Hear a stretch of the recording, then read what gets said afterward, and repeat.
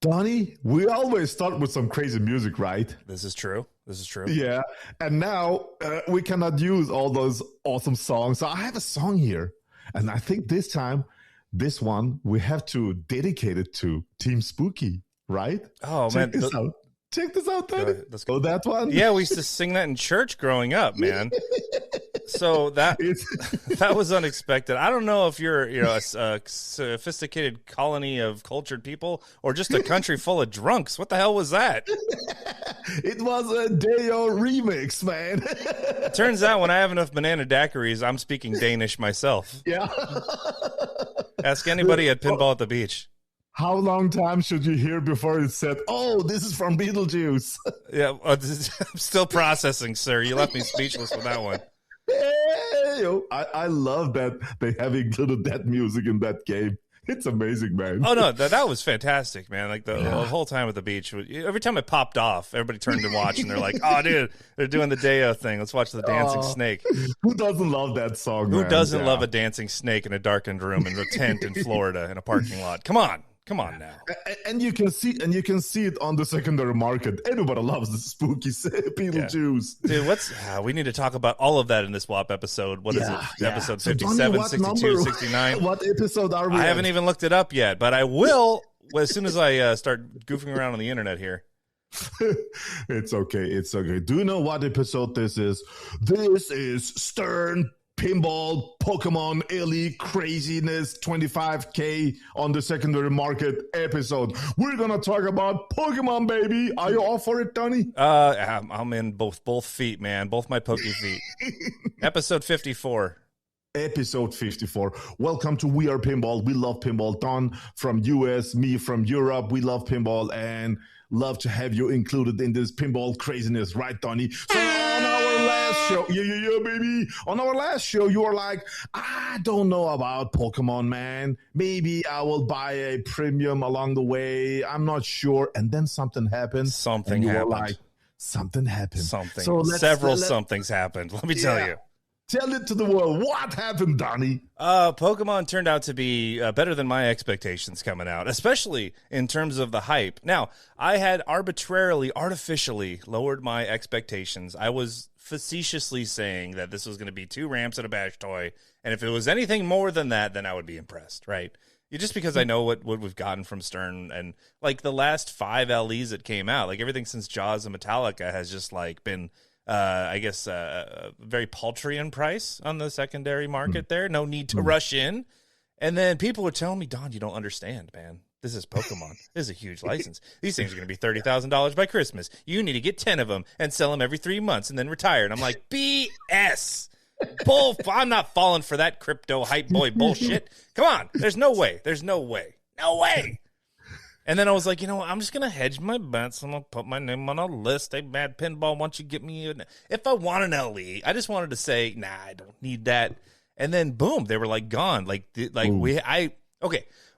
Stern LEs used to be quite sought after in the Godzilla days and stuff when they were much cheaper. Yeah. And then, Metallica went off, but then you can still get one for just a couple thousand over. Everything else has been, Jaws is the only one that's maintained levels. Everything else has been below. But I ain't seen nothing like this, man. We're getting near as soon as this thing launched, man. It was drier than panties at a Gilbert Gottfried convention, man. You could not find one of these things anywhere. And I know because I looked. Now, I wasn't a diehard day one Pokemon Mad Pinball high on the list super #1 fan. So when I got on the list, it was like, yeah, we should have enough. But yeah, we got you. I'm pretty sure we're gonna get enough. And then the allotments came out, and nobody got what they wanted. Everything was being cut back. I was thinking like a healthy 550 of these things should be going to the U.S., maybe 150 to Europe, 50 to Australia. But I think they actually increased it for Europe. Australia only got 32. And so America may have gotten like 500 or less of these things. And so it's just like allotments just weren't there. I was reaching all around. I was resigned to the fact that I was not getting an LE. And I was like, I'll start buying parts for a premium. And you know what? I started talking to artists. I was going to make foil Charizard art blades. I was going to make this premium look better than any of those spoiled kids' LEs. And then a homie came through. He's like, listen, I was on more than one list. I only need one. You can have the spot. And I'm like, brother, give him a shout out. Are you sure? Fucking Silver Gun 3 mother freaking 60. It's from Silvergun, our first pinball, our first patron supporter, man. What a dude, man. Look at the best people, man. Look at the best people. Wow. I love his community. So, like, dude didn't have. It was from Silver, man. That's so awesome. I know, man. What a dude. What a love child. Thank you, sir. Thank you. So, be sure to repay that guy in the future. And so I immediately turned around and I'm like, okay, I'm posting Pinside ads for $25,000. They're getting taken down. I was on a list with Tilt Amusements. He found out I was going to flip it. He canceled my order. No, I'm kidding. I'm kidding. I'm not looking at this game to flip. I legitimately want to play it. I do like the art that's on it. I guess we can go into Pokemon now. So I'm already talking about it. But like, and plus, like, half of Benton, Wisconsin is counting on me bringing this game here because they all want to play it too. That's cool, legitimately, man. There's some big Pokemon fans here. I'm so happy you got the LE. My issue, we're going to go into details, of course. When I saw Pokemon, these pictures up front so you can see the whole play field. When I looked at both pictures from Pro to an LE, I was like, you have the whole game in the Pro. Because you didn't have the flat plastic, and the bash try was not missing. I was looking at these two images. You have the whole game on the Pro. The whole game. And it's so cool. We have an early Pro on the way. That's so cool. And then the trailers came out. That LE, you said art. Usually I don't give a rat's ass about art on a pinball machine. But they did something on the LE. It's something with the armor, backlash, yellow.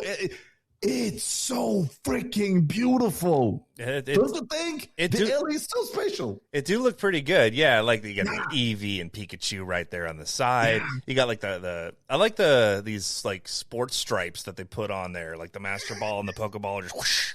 And then once that thing's mirrored, this thing in person, it looks good in pictures. In person, this thing's gonna be amazing. I think it looks absolute. I mean, this is one of the most beautiful LEs I have ever seen. I think Christopher Franchi's gone ahead and turned this episode off now because he's like, what is this bull crap? Now, you have to take into consideration they're working within the confines of this very restrictive license that wouldn't let them even do their own drawings. They're like, you use our drawings, we may let you do the layout. So, it's really like, the composition and layout. And the fact that this thing looks like a stunner, man. When you take it into that consideration, I like it. But usually, when I'm total on a high on a new pinball release, some jackass will write to me, it's just another Stern. They look the same. Just removes all the gas in the balloon for me. But everybody else are just hyped just like me. But to that one person, I'm going to say, this doesn't look like another Stern. This looks so different. The LE is just so freaking beautiful. Yeah, we just got The Walking Dead, which is like the poster child for just another Stern, right? That remastered. Functionally it's a good game. It's fun to play. It looks pretty. I'm not cheesing my shorts trying to get one. I don't know if you have that expression in Denmark. I don't even know if we have it here. I know what you mean. Yeah, but it's okay, fine. John Wick. Okay, yeah, it's fine. I can learn to love it. Jaws was a high point. Kong was a little bit of a lull. Avengers Infinity Quest exists out there somewhere. And TMNT, I don't want to play that game anymore. But this game looks fun, man. This game looks fun. Amazing. Yeah. So the art on the LE, it's very special. It looks like a Pokemon pinball should look. So that's just 10 out of 10 for me. I love it. So the next part I want to talk about is the freaking music in the game. Oh my god. Come on. This is going to be polarizing, okay? Like most of us know Pokemon and most of us at least casually, will like tolerate it, right? Imagine if you're a person though that just doesn't just turns them right off, like they're not interested in this at all. This is going to be the most annoying game to even stand next to and play something. Imagine like some crispy bugger sitting there playing Bond right next to someone playing Pokemon, and it's just like Pika Pika, and he can't even enjoy the Bond because there's nothing but 83 Pikachu callouts. 83 custom Pikachu callouts. But I love it. I love it. All the lady says is Pikachu in multiple different ways, and I want to hear all 83. But God, it's going to be grating on people that aren't even into that. I love when Pika's shocked. Pika? I love it. Pikachu! Oh, God. I love it. This game of the year for me just they because... They really did it, man. Just of how annoying it's going to be to the right people. Man. Yeah. And, they have got the music, and it sounds amazing. And when you're in different modes, this music must be made by Stern, I think. But it has got this 16-bit tunes music. Dude. Yeah, I mean, I'm loving it, man. Wow. Absolutely wow. So audio part for me, again, 10 out of 10. No doubt about it. I love it. So let's talk about shots on layout of this game. Yeah.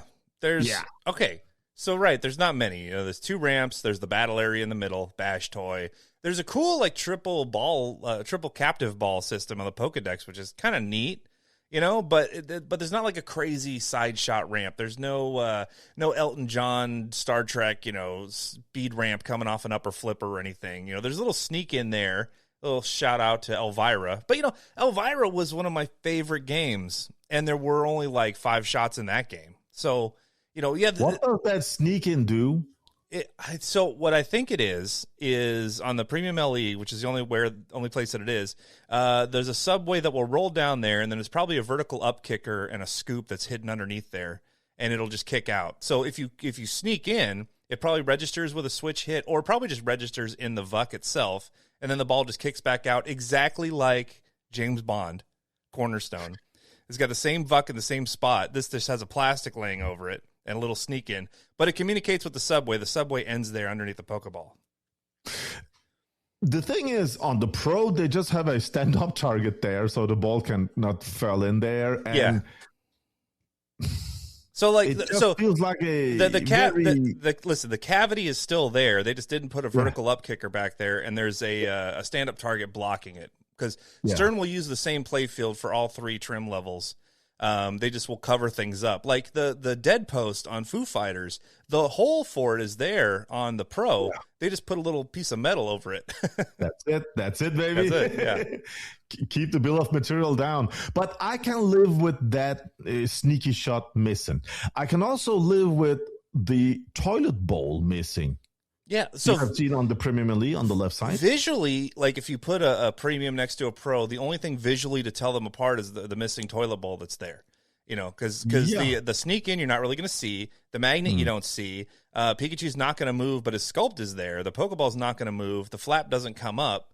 But all those like cool little gameplay tidbits are missing. But superficially, most people aren't even going to notice if they're just coming up to play pinball. So I think this is a good Pro when it comes to sculpts. Right, sculpts are an added cost. It's not so much an added cost of the sculpt itself to put it in; it's the tooling to create it.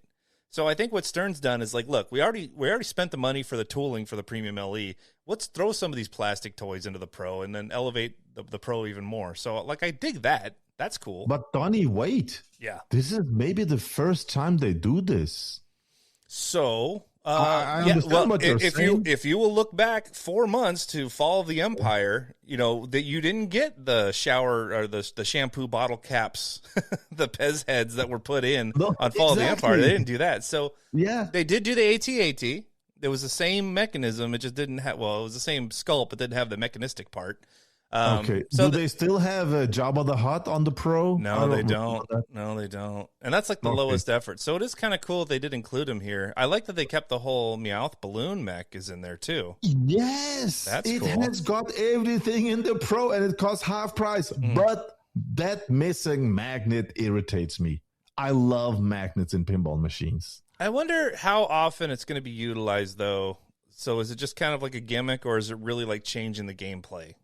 We'll have to play to find out. Every time you hit the balloon, or Meowth, or what the heck it's named, I think every time you hit the balloon or the stand-up targets, that it will activate the Magnum and it will just throw the ball around. I know, just a bit northwest to the magnet, you have the Pop Bomber that does, about the same thing. Which direction is west on a pinball machine? To the left there. Yeah. Okay. Yeah. We have the Pop Bomber there. So, but if that was on the Pro also, it would be absolutely best bang for your buck.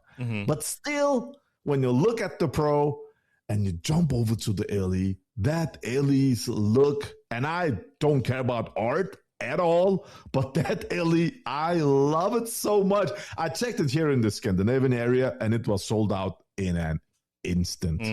So yeah, gone over here also. Yeah, I do like all the upgrades that do come with it, though. If you were to add them all to a premium, you'd be at like $12,000 US. You know, and that's but you still don't have the mirrored black glass. I'm including that too. Like if you had to go and get one, you know. Okay, so you can get that. You can copy that. So I can get. I can get a mirrored back glass somewhere. Okay. You know. Okay. And what do you think about the armor? It's lit on the inside and on the outside also. I love this. Okay, this is so much better than just a laser cut hole for a sticker on the side. So this is better than Fall of the Empire's armor. This is better than like Kong's upgraded. Well, no, Kong's armor was pretty cool. What other one? Yeah. Oh, Walking Dead. Oh, that had bullets. Okay, I like lighted armor. I like the lighted armor. I dig it. It was one of the best looking parts of Alice's Adventures in Wonderland that the former DPX came out with. With like the RGB lights going up and down. I hope we see some of that on Sonic the Hedgehog, which I'm sure we're going to talk about here in a bit. But no, like I dig it. Like those are all the things I like. And so if I had a premium, I'd have to get new armor made. I'd have to buy outside lights, inside lights, speaker lights, upgrade the speakers, and Invisiglass. Just to start with. So I like that the LE is coming, at least just if you don't even mod it or upgrade it at all, it's already got a lot in this particular one, which I dig that. I dig that. Shots and layout. Is this game made for you and I? Well, have you seen how terrible I play? No, not really, but you have been playing for some time, Donnie. Yeah, so I mean, this doesn't look like a tight game. Looks like this looks like the Metallica remastered. Okay, I could backhand the shots on either side. Everything seemed reasonable to me. I like shooters like that. Games like Munsters where the ramps are a little bit tighter, a little bit more frustrating. So I think this is going to be an easier playing game. Like once you dial the shots in there, like the sneak in, you're probably not going to be able to get every time, but I don't know if the code is going to be tedium. Yeah, the shots are easy to hit, but if you have to hit each ramp 3 times just to do something, that's going to add, where the longer play comes from. So you don't just get through the whole game, initially upon receiving it. The way I understand it right now is like you shoot whatever you have to shoot, ramps or those stand-up targets, and then Poke Index, you have found a Pokemon and it jumps up on the screen, and then you have like 10 seconds or something to catch it. And on the Premium LE, you have the left ramp that goes up with the flap, and you shoot it there just at the entrance, bam, and it locks at the ball, and it has got this beautiful Pokeball plastic on top of the ramp that moves to the side, only on the Premium LE, Donnie. And then you get the same feeling like when you play Pokemon Go, you just catch some Pokemon while you're playing, right? Yeah. That's a cool aspect. That's also missing on the Pro. So this is where the Premium LE will really shine, because what I'm imagining is qualifying that Pokemon. My Caterpie is ready to be got, and then I can just trap up on the left flipper, probably backhand right into that underneath the ramp. It'll fall into the subway. Boom, I caught him. Now, am I going to be able to backhand up that ramp on the Pro? Because it's probably got to go up, and then there's probably an up post or something. There is. Yeah. So you're going to have a shot with more velocity to at least get up the ramp in order to catch your Pokemon. It's not just a matter of falling into that hole under the ramp. Oh, wait. Yeah. The left side of the playfield, Jack Danger has done something really clever there, because the left ramp, when you shoot it, you actually have air ball at the mid of the ramp. Oh, so it will fly over and then turn the number 8 and come back. But if you don't have enough power, it will just go up and fell down halfway and come down and be locked. So you don't need that much power. I think it's a genius move. Yeah, that's cool. And if I'm remembering right, I think Jack had originally designed the ramp a little differently, and then Gomez came up with this design here. But I like this, that it crosses over like that, and there's a little bit of a drop, so it's kind of like got a skip ramp, a skip jump, if it's got a full plunge to go around. But if it just eases up there, it's not going to then roll down the ramp and down the middle. I hate that. Exactly. Yeah. The way I understood it was George Gomez actually played with the right side of the playfield. Oh, okay. That's what it's okay. Nobody really knows, but that's just how I understood it. But all in all, usually when we think Jack Danger, we think one of the best shots on layout in the industry, right? Yeah. Yeah. And this is, as George Gomez says, super approachable. I mean, this is perfect for a guy like me that puts this game out on a location. It's gonna earn like crazy. That's what I think about it. Oh yeah, you're gonna walk by and see Pikachu and Meowth and be like, I'm gonna put some Kroner in here, man, for sure. Yeah. Yes, exactly. And you know what? People that hasn't played pinball at all, they will think, I double flip, hit something in the middle, and the Meowth comes down, and you start hitting that thing that moves. You just feel I'm doing something, and all of a sudden, multi-ball. I mean, all these companies think multi-ball is the best thing in the world. It's the worst thing in the world. But these new guys, they will think this is awesome, and it would, make some money. I understand this move. It's Attack from Mars. It's great. It's just with Pokemon. I love it. I've never played a game of Attack from Mars and walked away thinking like that wasn't fun. I don't feel satisfied for bashing that thing up the middle. Or Star Trek, Stern Star Trek, man. That was fun. Bashing the ship. Yeah, that's good. I love a bash toy in the back. Don't put a Galactic Tank Force bash toy right up at the front. That sucks. Yeah. But I just, the only thing I don't like is those black rubber bands on Meowth. They should just replace it with something yellow or something. Oh, that's going to be the first thing I'll do. That's going to be one of the easiest things to do. Yeah, just get some Titan bands and put them up on there because they're going to be a standard size band. It's not like they had to engineer a specific size for this or like a metric. It looks like 1 inch size. So we'll throw some fluorescent yellow ones on there or something. Yeah, there'll be rubber ring kits for this game to like make it look really cool. Yeah, I'm excited about it. Absolutely. Another question. Do you think they will make, next time they do something, 35 years anniversary, something, how about if they replace those 6 stand-up targets to drop-down targets? Dude. So, right. Dude. I see the point was to have, kind of like bank angles so you'd have a carom effect. When you shot up, the ball would hit the one set of drops, go straight across the other ones, then back down to the player, or, go around with magnet chaos or something. If there was drop targets, they would have more absorb the hit, and then you'd have to put rubbers behind there or something to get the same back and forth. So, and it's more complexity because each set of 3 drop down targets needs to have a coil to file to reset them. Yeah. Yes. But you have the magnet. If this was on the Premier League, you hit a drop down target, and the ball ricochets and hits the pop bomber, comes in and hits Meowth and into another drop down target, and the magnet takes the ball and throws it to the left, to the right. Now, if it was me, I would have pushed to do drop targets within like stand-up paddle targets behind them, just like on Foo Fighters, where you can drop the 3 drop targets and then shoot that paddle target behind there. I would have pushed for that, and I'm sure they thought about it, and there's a reason they didn't do it. This is the product they wanted to make.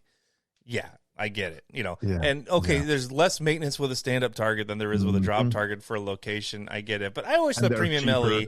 I wish the Premium LE had drop targets. I think we all do. That's like the one thing we're thinking. If only we could have got this at least. And at least on the left side of the play field, where there's those 3 dumbbells training. Yeah, and that's part of the aspect of the premium Jaws layout that I liked over the Pro was that you had those stand up targets that were right there, and they weren't or the drop targets, not stand ups. And it's fun to sweep them. So I am kind of bummed. I am kind of bummed they didn't do that. Yeah, I think they will do. It's too late now, but that could be awesome because I'm not angry at this. Don't get me wrong. Very simple layout, right? I mean, for us collectors, this is very simple.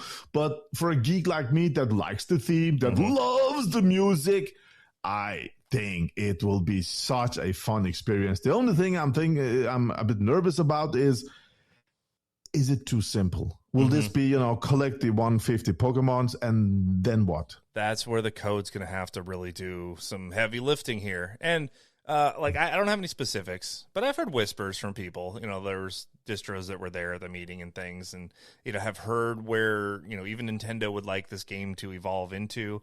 I don't think this is a game that's going to be like John Wick, where it comes out and then is just kind of forgotten. This is probably a game that's going to, be earning on location, still continue to be a big seller. And part of that selling point is, let's put more and more in the code. Hey, there's new code updates. Hey, there's 150 more Pokemon operators. If you haven't gotten one yet or need a second one, we've got them, So I think this game has the potential to put the pressure on them to continue to evolve and drop more code to the game, make it do cool stuff, right? Oh, I have solid confirmation from Yeah. that just wait and see what more is coming. I mean, both Stern and Nintendo wants to put more into this game. This is the biggest IP. It won't get bigger than this, right, Donnie? Yeah. This is a game that can outsell Godzilla on the long run, Yeah, man, it's amazing. I do think this will put new people into the hobby. I think it already has, man. It already has. And part of me doing my pre-buying research, I was going around online trying to find like Pokemon channels that were talking about this game. And like one or two I was seeing, but not much. But now I'm seeing, more things come out. Gizmodo did a write-up on it. Nintendo Life was there, and they did a write-up on it. So I'm seeing more, traditional electronics media outlets and game media outlets covering this than I've seen before. So that automatically has to bring in some new interest. Now, most of these people are going to play on location. Some of the comments I keep seeing coming up in these forums from people that aren't pinball folks are like, yeah, but this thing's $7,000. So, like, who can afford that, right? But, these are people that are going to seek out locations and play games and then, by extension, play other ones. For a lot of people, either Harry Potter or this will be their first pinball machine. And then if they like it, they're going to pick up more because we know how that works. So, yeah, I absolutely think it'll bring in more peeps. I was like 2 days after the game launch. I was just scrolling on Facebook, and I'm RETROCENGO. I'm more into retro gaming and all stuff, and I stumble about Nintendo something group. Call it whatever you want. Just Nintendo oriented Facebook group. 200,000 people in there, and they put in this game like 200,000 views. If you put all pinball media, YouTube videos together, all of us, you won't get 200,000 views. You forget about it. You won't get 20,000 views. This was, and I was like, oh, and people were writing, what is this? Where can you buy it? How much does it cost? And I'm like, okay, sit down. RETROCENGO's in here. Here it costs $7,000. You can order it from this distro. I put a link to distros because it's people all over the world, and people are like, "What? Does a pinball machine cost $7,000?" They started throwing stones at me, and I wrote there, "Just wait and see, because there will come a home edition. You can buy from Costco." And I wrote like 4,500. I'm not sure how much they cost there. The home editions. Yeah, I know. Do you know how much they cost? Yeah, so generally they'll come out at about $5,000. Okay. And then $49.99. Then they always discount them when they launch for like $4,725 or something. Okay. So usually right around in there. And they've been selling out every year. Costco ordered another 5,000 games for this season. I don't know. I have confirmation on that. Maybe it was 1,000, but they've ordered some. What was really telling is in those articles where they mention $7,000 is where it starts at, and there's this initial shock, and then they mention the LE edition is $13,000. I don't dare to say that to anybody. And it's completely sold out. Like you follow it with that. Like, wait, it's how much? And they're gone. They sold at that. Are you kidding me? Do you think? I think they will go. Maybe next month we will get these games. I think the real Pokemon audience, they don't know about this yet. Yeah, I don't think so. Because they want collectible stuff. I think when that hits, what's going to happen with the LE price, right? Yeah, according to Orbital Albert, our resident pinball and Pokemon extraordinaire, he's like, this thing's going to do supreme levels of money. I don't know. But then I doubted him before, and he's been right so far. He's been right so far. Maybe I'm telling you, biggest IP. And yes, they're going to make pros. They're going to make premiums for years and years and years and years, and Costco home editions and everything for that section of the market. But for the people that want to be at the top end, they're never going to make any more LEs. And it's not like there's 750 in the U.S. There's only like 500 or less in the U.S. There's 200 or less in Europe. There's less than 50 in Australia. Those are three biggest markets.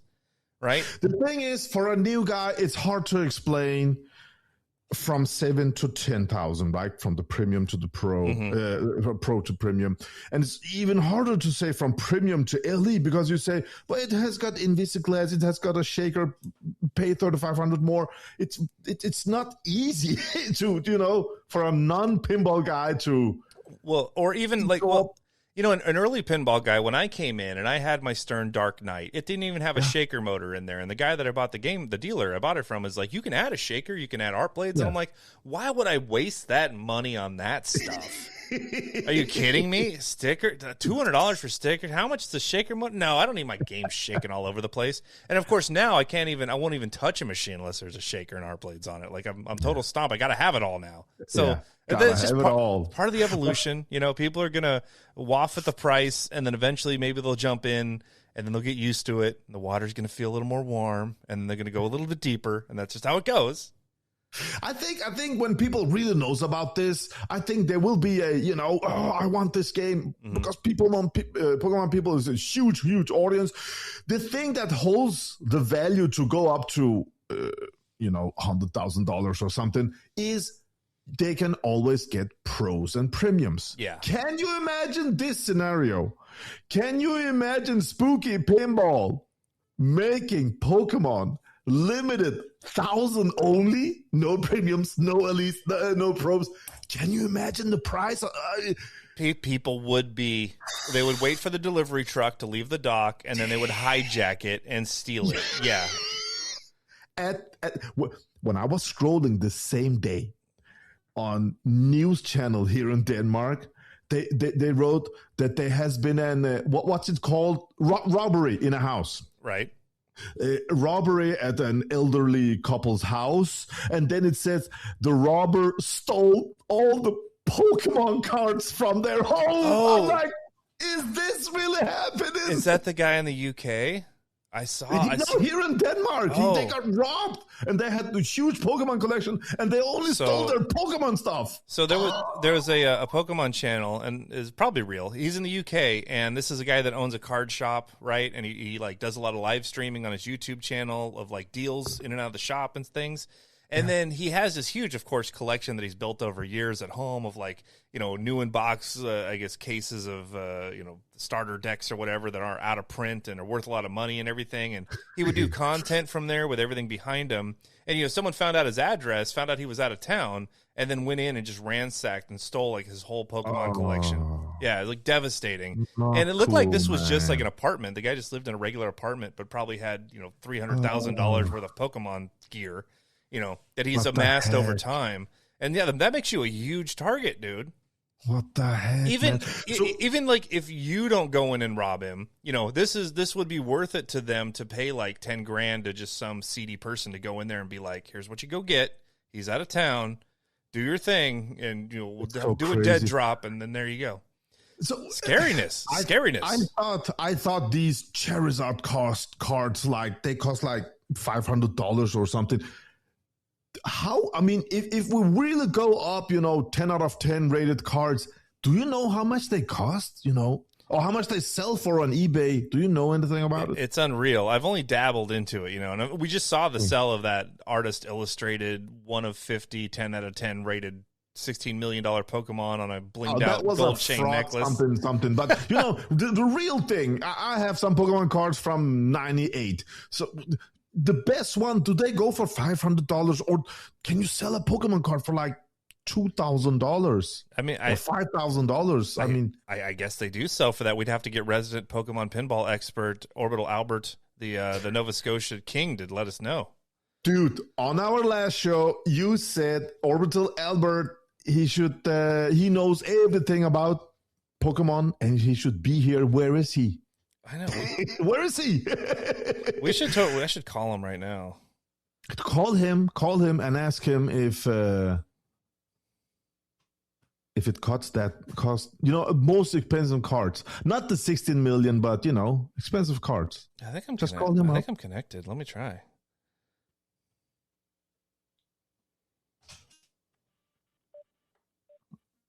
Let's see if we can connect. Okay. You hear that?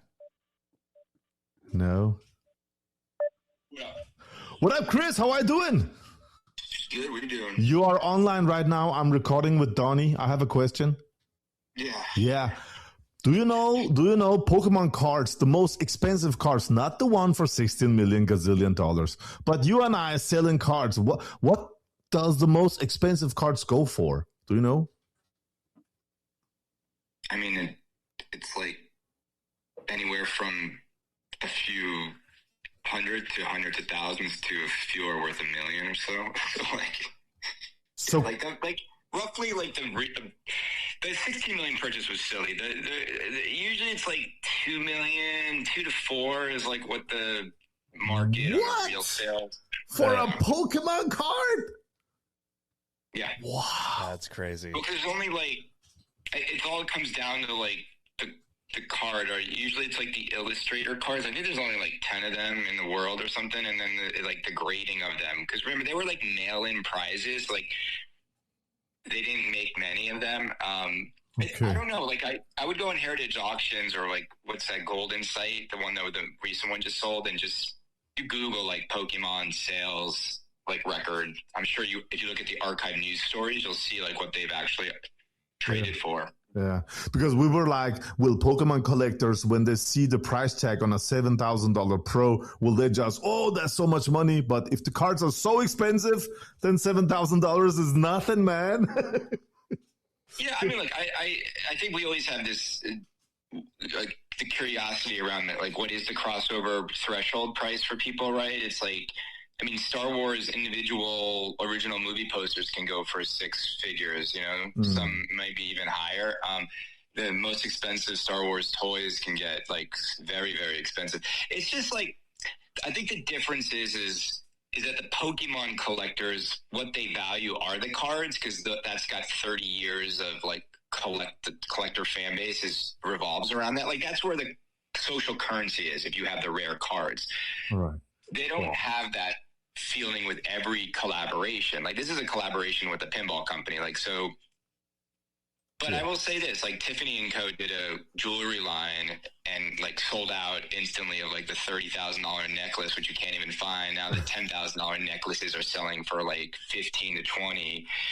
So I do think this thing is going to easily like hold strong around like 18 to 20,000 for the LEs. Probably man, we're gonna talk about you selling games right now. Thank you for the help, brother. Talk to you later. Okay. All right. Cool. Okay. Yeah. Well, bye. Bye. So yeah, I'm just trolling through eBay right now, and there's a lot of these booster boxes that are for like 5 figures, 28,000, 25,000, 14,000.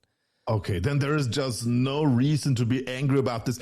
We actually talked on the last show. We wanted to include Orbital Albert, right? Mm-hmm. And then, I'm sorry, Albert Agar on our show because he's a Pokemon expert. I would love that. Japanese foil packs, PSA 10, 1997 Pokemon scratch cards, probably $10,000 or best offer. There you go.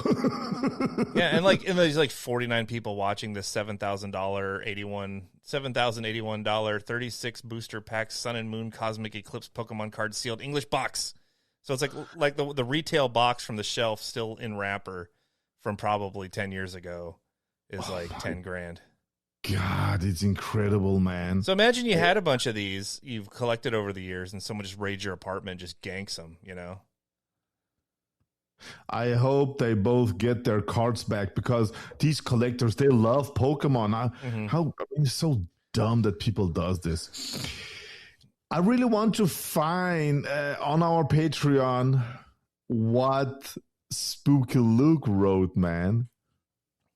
I talked to him this morning. He's very hype for a stocky ribeye eating, deer slaughtering kind of country awesome superhero, local legend. He loves him some Pokemon, man. Yeah, I found it because on our last show we were like, we want to have Albert Agar in here, and we uploaded that and Spooky Luke is on our Patreon also, and he wrote there, open chat. He wrote there, guys, can I be on the Pokemon episode? Spooky Luke, and people just gives him hearts and fire and everything. And I wrote there, Spooky Luke, you're always welcome, brother. Are you into Pokemon or Pokemon Go? And then Spooky Luke writes this.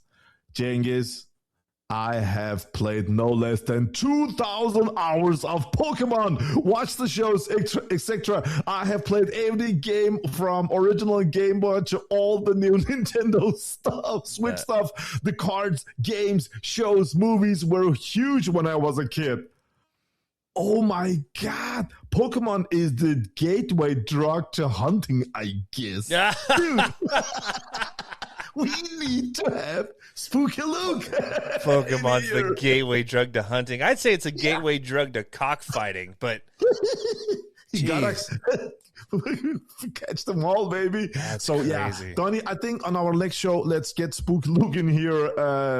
Also Albert in here. Get some Pokemon knowledge, because I am I'm so happy about this game. Yeah. I hope that this will, one, open up for more people get into pinball. Two, maybe we will get Super Mario, because Nintendo sees this, or Zelda, I know. Or Metroid. I mean, God, Metroid. Jesus, give me Metroid. Oh Lord, Metroid is all the music and everything. If they got Super Metroid, like just the 16-bit Nintendo license, and you play through there, and you collect all the items and explore the whole map, and when rolls to a pinball and Metroid had a pinball game. There was a Metroid video game pinball game. Yeah, I think this Metroid opens Prime up for much because what have we learned from this 2026? Theme is everything. Look at this shots and layout. I'm sorry, but it's the most simple Brian Eddy orbit ram bash in the middle layout. It's the most simple layout in the universe, and I have never seen Stern Games selling this like this. So theme, all the companies out there, theme is everything. Pay the motherfucker and get the great themes in here. Yeah, I don't want to hear about this. Well, that we just can't license it. It's like, you didn't try hard enough, man. Just get in there. Exactly. Every 6 months, these companies have like a different projection they're going, or different direction they're going, a different property they want to hype. There's changeover with who you're dealing with. So just keep asking, man. Yeah. Or pay more. Yeah. Pay more. That's it. So, yeah. The market right now, what is it today? February, 23rd, right? Yeah. Right now, these Pokemon pinball machines, the LEs, are selling for like $20,000-$25,000, right? Right. And our dear friend Chris Coluras from Canada's Pinball Podcast, he is the most positive guy in the hobby right now. He loves pinball. He's like, Pokemon is so great. He's so happy. This is Japanese anime. He loves everything. And he is saying, cool, sell these games on the secondary market for $25,000. And he's getting bashed for it, right, Donnie? So I want to ask you first, because my thoughts about all of this is buy 10 games, sell them for 25. Just wake up earlier than others and just do it. Do the hustle, make your money. I'm okay with it. How do you feel about it? Are you bashing Chris, or are you thinking it's a free market? Dude, mind your business, man. Right? Like, yes! so like people are like, this is going to destroy the hobby. This would destroy the hobby if it was the same, like 200 people that always got the LEs. Nobody else had any access to them. And the only way that any normal person could buy one is through a scalper. But literally anybody can go to a distributor, get on a list, and then, get on 10 lists. And then when your number comes up, you've got the option, do I want to get it? Or, you know what, give it to someone else. I don't really want to go for it. That's free to do and open to anybody. And I know Mad Pinball at info@madpinball.com, they don't play favorites. Like, I talked to them at the beach, and I'm like, can I get on the list? They're like, yeah, we should have enough. That's fine. But when they came out and they didn't have one for me, they didn't say to one of their customers, sorry, we have to skip you because, Don here is a pinball celebrity is what he's acting like. We need to give him the game. They were like, dude, no, we need them for the customers. We can't. Yeah. And I didn't even ask, but they made it clear that like I couldn't jump the line just because I got a podcast. So as long as that everybody's still treated fairly going in, I think it's fine, man. I think it's fine because no one's crying over you when you lost money in your Walking Dead and you paid full price for it, or your Fall of the Empire. You're not there giving them extra money. So, It comes down to like, I've got this thing. I had the same fair chance as anybody else. And you know what? I think because of how much it's going for, I would rather have that money than I want to have. I still like the game, but I like that money more now. Like everybody's got their price. You know, like if you got a Pokemon LE and you would never sell it, and I offered you $1 million, you're still not selling it? Yes, you would sell it. So don't stand on morals, because everybody will corrupt their morals for a price. We're just talking about numbers here. And to prove your point, what you're saying right now, get on the list or multiple lists. To prove your point, what did Silvergun 360 do? He got on 2 lists, and he got both games offered. He gave one of them. So it is possible. 3. Yeah, he was on 3 lists. 2 of them came through, and then you know he was able to pass one off to his good buddy. You know, it was just a gesture of good pinball will. That is great for the hobby. I'll tell you what's not good for the hobby. This is what's not good for the hobby. Let's say you've got a pre-order deposit, and then you call your distributor, and you're like, actually, my friend's going to take it over for me, you know, because whatever. And they say, well, too bad, I'm taking your spot away from you, F you. Because that just happened very publicly on Facebook. That can't be true, Donnie. Yeah, from what I'm able to understand, this is Troy. I think he's from Tilt Amusements. And he publicly posted, I had a customer that got an LE, paid his deposit, contacted me, and said, actually, my friend's going to take it over. And he said, well, your friend didn't have a deposit with me, so now you get no game. Refunded him and took it and supposedly gave it to the next person on his list, which sucks, right? But here's the thing. Here's why that sucks. Now, if you would have had a rule saying, listen, there's no transfers, okay?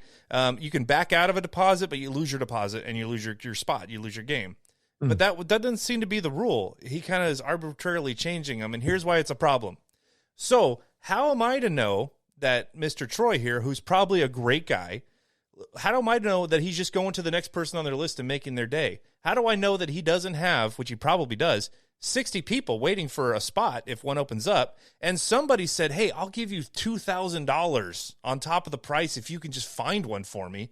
All of a sudden, now he has an excuse publicly to say, this guy's trying to scalp. I'm going to take his game away. Meanwhile, he's giving it to this guy that gave him $3,000. You know, now he's probably not doing that, but if he was, this is what it would look like. Why would you want to even entertain that? You know, because there's unscrupulous people, scummy people that would do stuff like that. And like now, I got to think in the back of my head, if he's offering something for sale, like, is he the guy that would do that? Probably not. I hope not. From what people are saying, he's a great guy, but you got it. You have to have the upfront integrity. You have to say either nobody can switch a deposit, you pay your deposit, it's non-refundable, or yes, you can change them around, but you can't pick and choose when a game is hot. When we know you have people emailing you saying, dude, I'll give you like $1,000 cash over right now if you can hook me up. How about if that customer paid, was his name Troy? That's apparently the distributor, and there is a Troy with Tilt Amusements, it looks like. So that's why I think, yeah. How about if that guy, the customer, paid Tilt Amusements the full $13,000? Could he still do this? Right. So I think the only way forward is if you're a distributor, you took their money, you could say, I'm not transferring. You take delivery of the game, and what you do is up to you. That's what Barrels of Fun does if you buy directly from them. Correct me if I'm wrong, Barrels out there. But if you do a deposit with them, like, you have to take delivery of that game before you can then go ahead and sell it. You know, and everybody knows that going in. So fine. Like, I would prefer if deposits were refundable and I could just transfer them if I want. That would work out better for me. But I'd understand if like that was the rule. Everybody knew it going in, so everything's fair. You know. Maybe they should. I mean, if I bought a game for 13,000, and I sold it to you for 25,000, whatever, and I should ask the distro to, you know, change 3 lines with the shipping address, I would just say, dear distro friend, can you do this? I will transfer you $500 extra for doing 3 lines of writing. I mean, that could be a solution. It would have to be like upfront and known at the time you put a deposit in that's because I've seen some distributors do that. We'll transfer, but there's a fee of $100 or something. Fine. Okay. Or I purchase something and I see that if I don't want it, there's a restocking fee. That sucks, but it was in the fine print when I signed. Like, it was upfront, you know. You just got to be transparent, and you got to apply the same rules to everybody here. So this game doesn't get sent to the distro and then from the distro to some city. It gets drop shipped from Stern to the customer. So the only thing is just going and write, the receiving address is just there. It takes them 2 minutes to do, you know? From what I understand, the distributor sent a big check to Stern Pinball. They said, I want 20 games. Here's my check. And then I think actually, I don't know if they don't drop ship from Stern. Because what the distributor will say, or correct me, distributors, if I'm wrong, but they'll call and say, okay, your 20 games are ready, send a truck. And then that distributor will send a truck and then take them over to their other distributing warehouse. And that's where they get parted out, this address for this person. This address for this person. It's from there, yeah. I think that's how it works. If I lived in Chicago and I bought a game from you in Wisconsin, then the game won't be sent from Stern to Wisconsin and then from Wisconsin to me at Chicago. It will be from that warehouse. It will be shipped directly to me. Yeah, but I don't know because I've been to other distributors' locations. I've been out to Kingpin, and he's got like a whole warehouse. So he probably sends a truck, picks up all his games, probably comes back to Wisconsin, and probably ships from his location there. I don't know all the secrets of it. If that's the case, then the distro doesn't even need to, change the address and send it to Stern. Then it's just in-house and they can just tell it to the shipping guy. It's easier for the distro then. You're allowed to have your morality in your business and conduct it how you want, but you got to be upfront with those rules. And it sounds like, obviously, this customer that wanted to transfer afterwards wasn't aware that he wasn't able to do that, and just the mere asking got his game pulled away from him. Like, all this guy seemingly did was email, and then that guy, like, I don't want to be in a situation where I ordered a game from a distributor and I have to be careful how I act online, or my distributor might cancel my order if the game is really popular and sell it to who knows who else, or keep it for themselves and just like, how do we know that he gave it to the next person in the line? He might keep it new in box and wait until it's $50,000 or something down the road. I don't know. Maybe there's an oil sheik in the Middle East that he's going to contract this game to, and he has a very public way of now feeling justified canceling that order.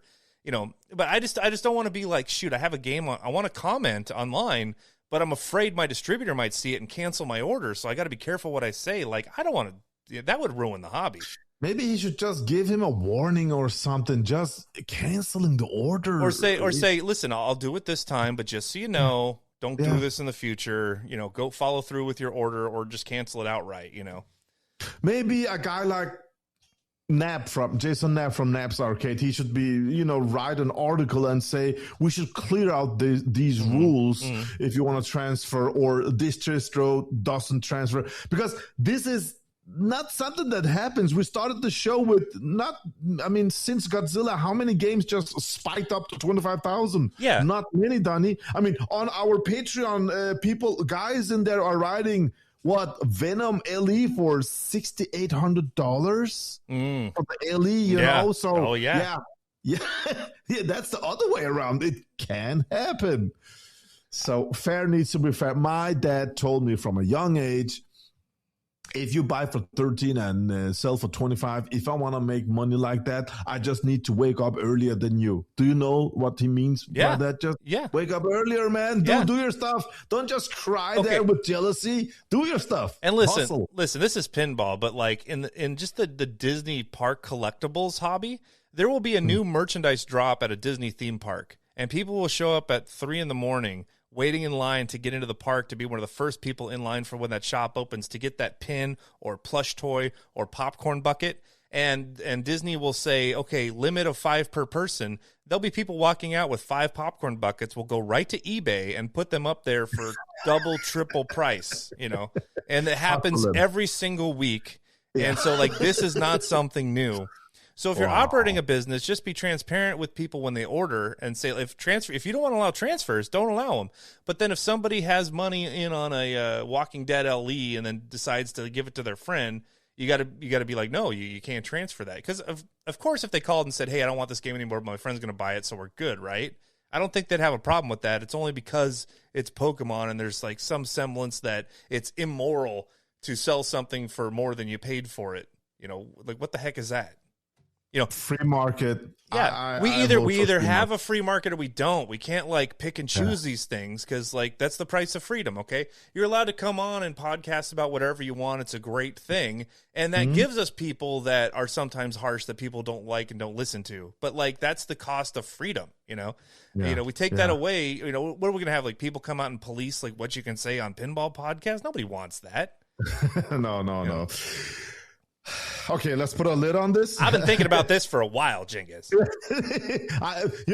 have the same opinion about this, and I feel bad about this guy losing. I also believe in karma. I hope somebody like Silver Gun just offer him another, I don't know, for 13 G's or something. For most of that launch day, I wasn't getting an LE, and it's not like I was mad at everybody else that was buying them and then selling them. They just bought that to sell it for 20 grand when I could have had it. I deserved it more. I deserved that wonka golden ticket. Why is God punishing me? Like, no, it was like, all right, I'll get a premium and we're going to make the best of it. It's still going to be great. And I'm going to make it look awesome. And then we'll see. Look, I don't know. We just talked about people being angry at Chris. This is how I am as a person. Chris can call me in a crazy hour. I pick up the phone and he can say, I did this and I made this money. The first feeling I get is, heck yeah, baby. No one was forced. The buyer is happy. The seller is happy. Everybody's happy. I'm like, more power to you. More of this. Congratulations. That's how I feel. No one pays $20,000 for a toy and then feels bad about it. If you felt bad about it, you wouldn't have bought it. That person that spent 20 whatever for Pokemon LE is probably tap dancing on his like upholstered patio deck right now. Like, hell yeah, I got one. It's coming. It's going to be great. It's going to be here in a couple of weeks. And we're going to have a party. It's going to be, So the seller's happy because he wouldn't have sold it if you didn't agree with the deal. The buyer's happy.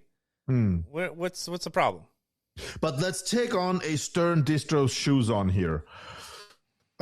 It's out that distros are making $2,500 on an LE. I don't want to confirm anything, but that's what people are saying. So I said to this, I make $2,500. Then you sell it and you make $10,000. Then I feel like, who the fuck are you, man? I'm the distro. I should make those money. Maybe that kind of jealousy pops out in distros' hearts. I don't know. If that's the case, I understand them. Yeah.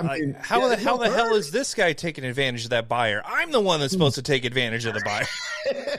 But you're saying advantage, but the buyer that pays 20, that person has got money. And that person has asked everywhere a week later, a week after the launch, and okay, the best price I can get is 20. I'm going to pay that mother and I'm going to just enjoy this game. I mean, but we don't know the amount of insider trading that goes on. We never will, So no. I would say just, be transparent and have the same rules for everybody. And then if a game this is like 1 out of the last 10 that has gone up in value at launch. So like this isn't like every time this is what's happening, So can we all let's just enjoy some pinball here for a little bit. Yeah. Texas Pinball Festival's coming up, man. Pokemon's going to be out there. Tons of other games are going to be out there. Right, honey? Yeah, we've had like 3 bangers already in the last 12 months, and there's like 5 more coming, dude. This is like a great time right now. How is it with Spooky if I bought a Beetlejuice for 10 and I want to sell it for 20? How do you react to that? You're going to get a big thumbs up. Like I've heard it from I've heard it from the team themselves. They're like, listen, if we can sell games every year to our customers and our customers can have a game that they're going to enjoy and then be able to actually make a little bit of money when they sell it and then buy the next one, that's a win for Spooky. That's a win for the customers. That's a win for the secondary buyers because then they get access to it. So everybody's having a great time that whole route. So, what's the problem with that? I just want to say, if I pay $13,000 for a Pokemon LE, whatever I do with, I can burn that game. Yeah. Nobody cares. Nobody should care about it. I can burn it. Genghis, do you remember like when the Nintendo Wii came out and the Xbox 360 came out, like that generation of consoles? Yeah. There was a little crew online and they would solicit donations, like a GoFundMe for a Nintendo Wii. And this is when it was like super hot. Like you couldn't get one. You had to wait in line for 5 hours before the store opened and they only had 3 of them. And so what they would do is they would collect this money and then they would wait in line. They would get one of these games, walk out in front of they would be first in line. They would walk out in front of the Best Buy or wherever they just bought it. They would unbox it and then smash the thing right in front of everybody that was like desperately waiting for this thing. People like couldn't wait to get one. They were scalping them, and they would raise money and go and do this. They did it with a 360, just smashed it right in the parking lot.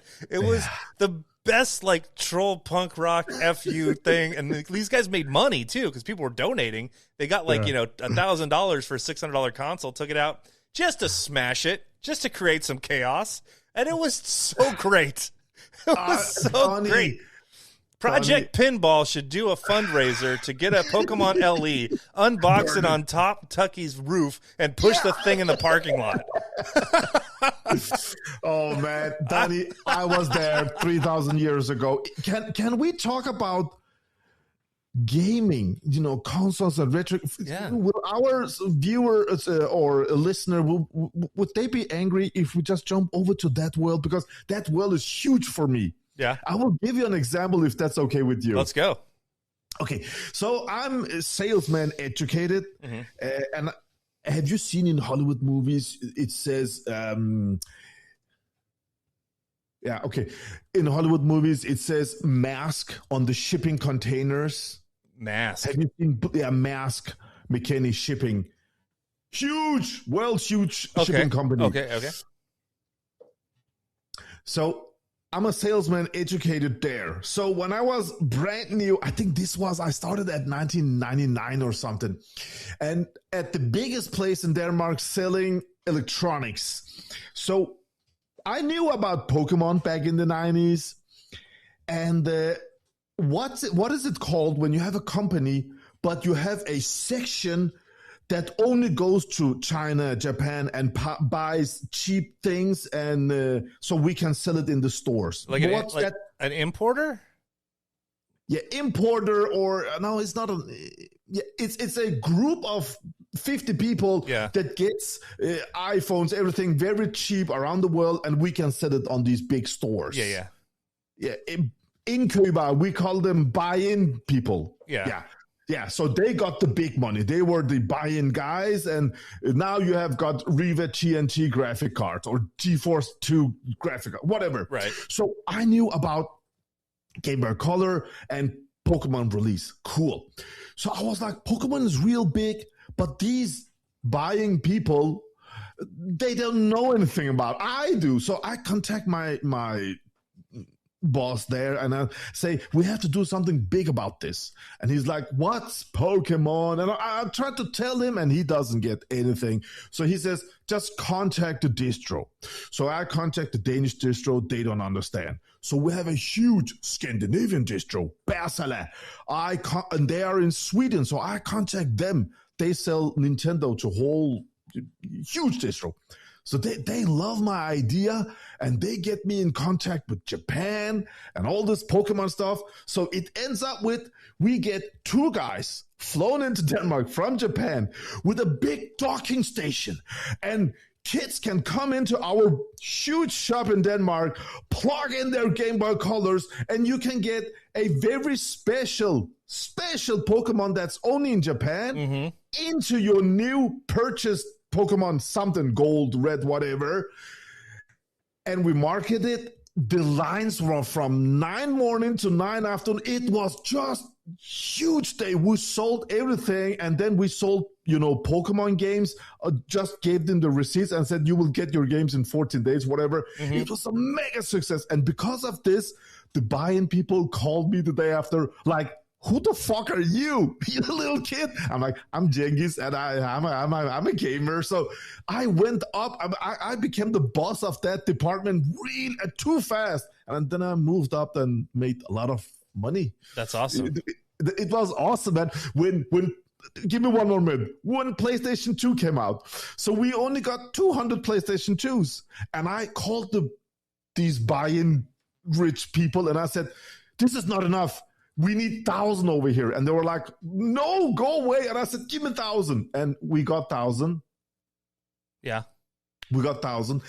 And of course, the day after launch, every store had sold out, and we had the 1,000 PlayStation 2s, and it was a hell of a success, and I got the biggest bonus. Yeah, this is someday we can talk about gaming. I have so much. I can tell. We have to go on. Sorry, Donnie. I have a question for you. Let's go. Okay. Yeah. Hit me. So, Pokemon Go comes out. Very simple approach and layout, right? Right. Good. And we just said themes, everything, right? Right. Good. JJP just came out with Harry Potter. Is that shots on layout easy? Like Pokemon? No. Good. Now, there's not brick shots, but it plays super fast, and you gotta learn to get up with it. You gotta get used to it. Yeah. But it's not a super approachable design, right? Well, no matter where you hit the ball, it's gonna do something interesting. Yeah, but a new guy will be completely. What's going on? Yeah, how do I lock up? How did my ball get up there? Right? Yeah, I see. Yeah, right. So good. You and we're guessing that the next game from JJP, Sonic, it's probably designed by now, right? Yeah, they're printing playfield because the playfield clear coat has to dry out and everything on before you put on the stuff. So they're sitting at JJP now. They're like, Sonic is a huge theme. And they see the success of Pokemon and they see the layout of Pokemon. Do they tell Steve Ritchie you need to make this super approachable because we need new people in the game?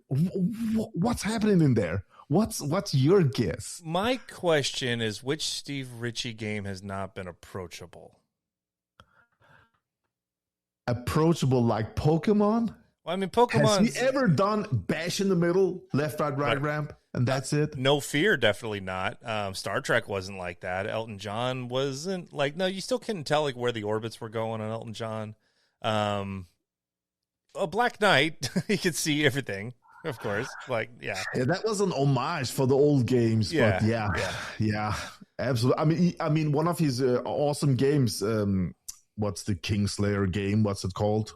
Kingslayer. What's it called? I don't know. Aslan, what is it with Kingslayer? Game of Thrones. Yeah, Game of Thrones, okay. man. Yeah. Have you played the Ellie? You don't see half of the playfield because the upper playfield. I don't want an approachable Sonic. I want Harry Potter, but Sonic. I want Elton John, but Sonic. I want a remastering of High Speed or F-14 Tomcat or what the hell is the other one I'm thinking of? Something else cool. If it was just No Fear again, but like tighter and better, I'd be super happy about it. I feel exactly the same way. But being in the JJP shoes, watching what's going on with simple, approachable layout on a game theme that everybody knows. Everybody knows about Sonic also. Should they make it simple like this? Or should they make it... I mean, you just said Elton John. Oh, my God. Such a cool shots on layout. Do you think Stern gets a pass because they're Stern? Like, if JJP did Pokemon and this is what we got from them, we would probably be tearing it apart. Like what is this? 2 ramps here? That's it? Is it a plastic ramp? Come on. It's not even gold wire form. There's no hot rails. You know, like you're doing this. What are you doing? You borrowed this from Junkyard, the Meowth that comes in.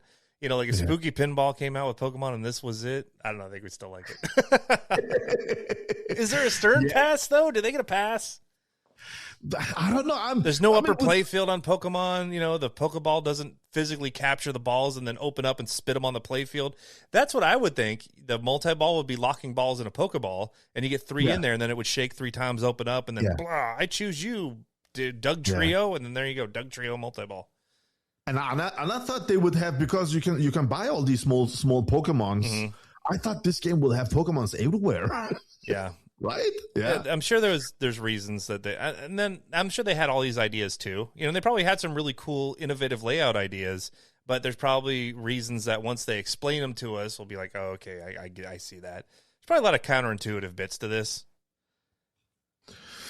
Oh, so you think it will be an advanced layout? I think so, yeah. Yeah. No, it's not gonna be Harry Potter. You know, it's still like a Steve Ritchie game. There'll probably still be, you know, that warp ramp will probably still be in there. But you know, if he designed Star Wars 2017 with the hyperspace loop. And if there was ever a game to bring the hyperspace loop back in a more accessible fashion, Sonic, man. There we go. The ball goes so fast. You could put 3 balls in there, just racing around. Yeah. I love it. Cool. Donnie, I want to ask one more. I want a short update on the spooky build. How is it going? Oh, pretty good. This is my first day back, actually home, and I should probably be there right now bolting it together. So I'm going to go walk up to the factory. I've got, are you talking about the build in general or like my specific game? Build? Okay, wait. I was talking about build in general. Oh. Are you building your own Beetlejuice? Well, yeah. I kind of, they weren't watching me, so I kind of grabbed some parts and started throwing them together. So that's awesome. It's about halfway wired right now. I got to go back and put in the VUX and everything, get those wired up, and then it's time for mechs, and then throw it in a cabinet. So, yeah, I need to go get to work. So I want to get Beetlejuice done. Oh, my God. I'm so sorry. I'm taking your time then, man. Exactly, Cengiz. Rude of you. All right, so let's wrap up 54. We can talk a little bit on Patreon. What do you think? I actually have one thing I want to share here before we go to Patreon. All right, I will give you the floor. Is it Cengiz? Is it Django? I don't want to get your name wrong here again. Cengiz, that's it. I got it written phonetically. Okay, go ahead. Floor is yours. Oh my God. Yeah. Okay, Donnie. Yeah. Okay, guys, this has nothing to do with Donnie. I love him. So what's happened the last 2 weeks? My dear friend Retro Ralph, he's making a show with my other dear friend JBS, Jamie. I love those guys. Shout and out. I'm sitting there watching their show. I'm enjoying it because they're my boys. I love them. And then all of a sudden, to my big surprise, Retro Ralph says that the Predator Pinball launch was really bad. And his whole happy face expression changes when he says that it was bad, and then he mentions me. He says, Cengiz is not a marketing guy. That really hit me, and I was just sitting and waiting there for him to say, but Pinball Brothers did this and this and this. I'm not going to mention what happened because everybody knows what happened. Right, with the Arnold thing and all that. I'm not going to go into this because he only mentioned my name as the negative stuff. And then he jumped over to they should ship up games and blah, blah, blah, which is a great idea. I also asked them to ship a game to me. So it is what it is. I just want to say that hurt me because I got in contact with Pinball Brothers and NDA 3 weeks before the launch. And 2 weeks before the launch, I started showing what I was allowed to show. Very small clips, very small teasers for 14 days. That was it. And the response from Pinball Brothers was, dude, we haven't even launched this game. Because of your videos, people are starting to order this game. Thank you. And I'm just so proud and happy about this. I didn't, go to the factory and had days to film this game or play this game. I didn't have a camera guy with me or a video editor with me. Nothing like that. My enthusiasm started selling these games, so I'm so proud about this. And a dear friend that I love saying this, I was really disappointed in him. So I wrote to him, Ralph, I'm sad about this. I'm disappointed you're saying it like this. And I wrote to him, this and this and this happened. And you just only mentioned me as the negative. This is not cool. I'm not happy about it. I'm going to unfriend you. I'm not going to follow you anymore. I wish you and your family the best. Peace out. And I wrote that, and I also ended the messenger message by writing, and I don't even understand why you couldn't pronounce my name right? That's it. So very short time later, I get hit up by Jamie, and he's like, bro, sorry if we did something wrong. And I'm like, no, Jamie didn't say anything wrong. Jamie, you're my bro. I love you, man. There's nothing there. Cool. So I just unfriended Retro Ralph, and I'm done. If he's like that, okay, fine. So the day after, I'm talking with people that heard this, and they're like, what the heck is going on? And Chris calls me up, Chris Kalouris from Canada's Pinball Podcast. And he says like, man, I talked with Retro Ralph. He's not feeling great about this. Did you block him? And I said, no, Chris, I didn't block him. I just unfriended him. And then I just wrote what I read what I wrote to Retro Ralph. And Chris said like, good, don't block him. Just have the door open, just cool down, and then you can talk. No, I didn't block him, nothing like that. But yeah, it's just not cool what he says. And I said to Chris, like, I'm not angry with Retro Ralph because like a few years back when I was selling Queen pinball machines from Pinball Brothers, Retro Ralph didn't know what was going on, how the community thought about it. I mean, he was playing his one-up arcade machines or whatever. So I'm not angry. He wasn't there. He didn't know. So when we made these shows, Don said like, they just reused the chopper from ABBA, right? They reskinned the game. So it was not only Donnie, everybody was talking like that. And I had, I wanted people to love what Pinball Brothers were presenting because I saw the pictures of the game. I was hyped, man. I saw the video with Arnold in it, right? That's what I saw. It was amazing. That's fine. So we just left it. A couple of days later, another video comes out. I got hit up. People are saying to me, what the heck are you doing, Cengiz? What's wrong with you? I'm like, what? I'm eating. What's going on? So they're saying like, how can you block a friend because he says your name wrong? I'm like, what? Who said that? What the fuck? So they send me the link, and it's Jamie. I love Jamie. And it's Kale. I love Kale Hernandez. And it's Retro Ralph again. And to be honest, I love Retro Ralph. I love him. I mean, he's so kind. Every message I'm getting, videos, everything, I love Retro Ralph. So he's just, they're talking on a YouTube video with 2,000 people viewing this. And then they talk about me and pinball drama, whatever. And Retro Ralph, he's just laughing. He's just laughing about this situation because he wrote, sorry. He wrote that to me. He wrote, if you need some time out, it's okay. I'm sorry. He didn't mean that it was my fault, nothing like that. But on the second video, he says, yeah, so Cengiz got angry because I said his name wrong. And said he's not from Denmark, but another country. So he blocked me. I never blocked him. And I still don't want to block him. It never happened. I'm like, maybe he just doesn't know how to use Messenger. You can see this icon when people receive the messages. So people out there reaching out to me, it's just not true. I'm not saying he's lying. I'm not saying nothing like that. He's just, I think he doesn't know how to use Messenger or something.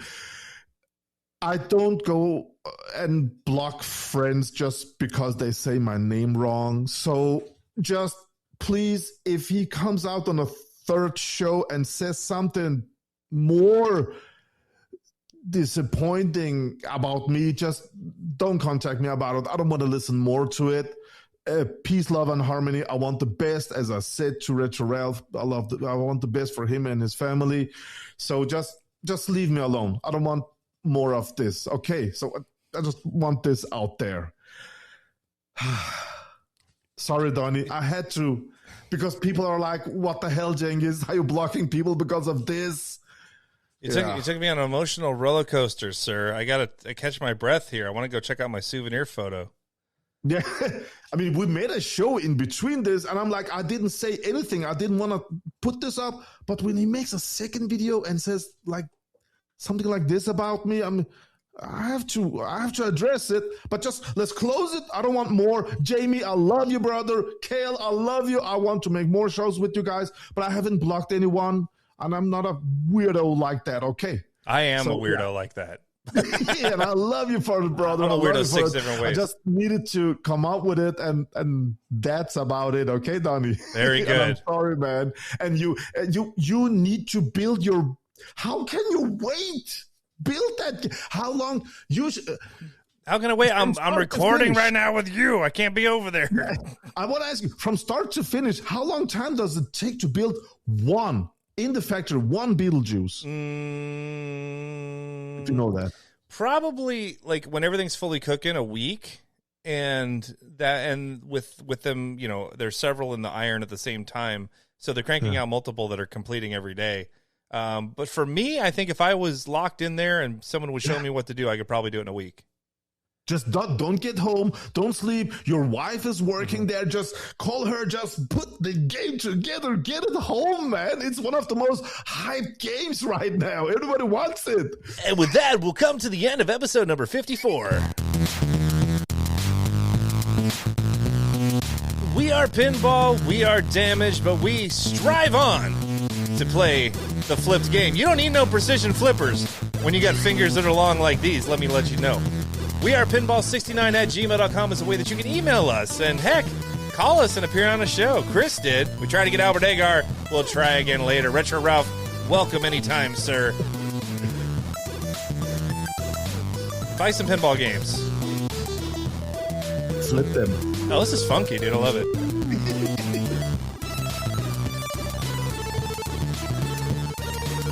I love it, Donnie. Coming up as well, our TPF new game predictions. What we've been hearing live on Patreon coming up.